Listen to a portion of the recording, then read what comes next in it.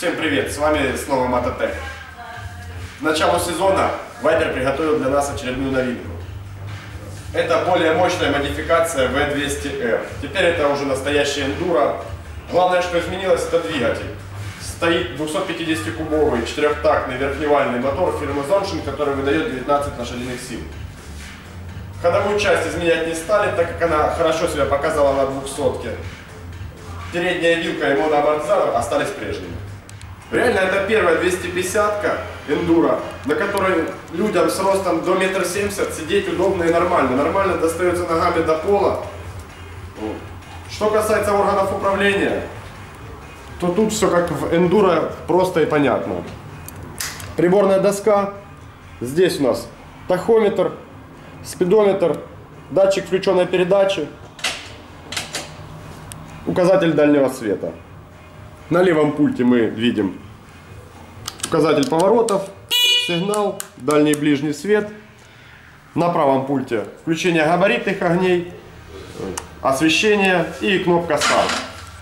Кстати, по поводу света. Свет очень классный в этом мотоцикле. Даже непривычно в классе таком мотиков видеть такое освещение. Сиденье в мотоцикле просторное и комфортное. Удобно водителю и пассажиру.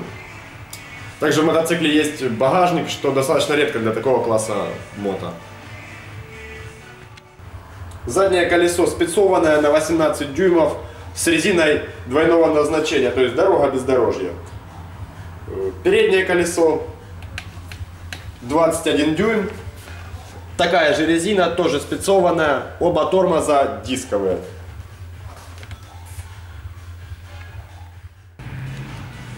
Ну а теперь давайте на нем проедем.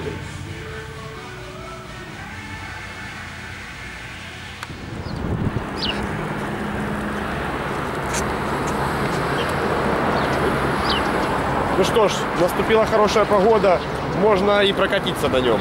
Давайте послушаем мотор.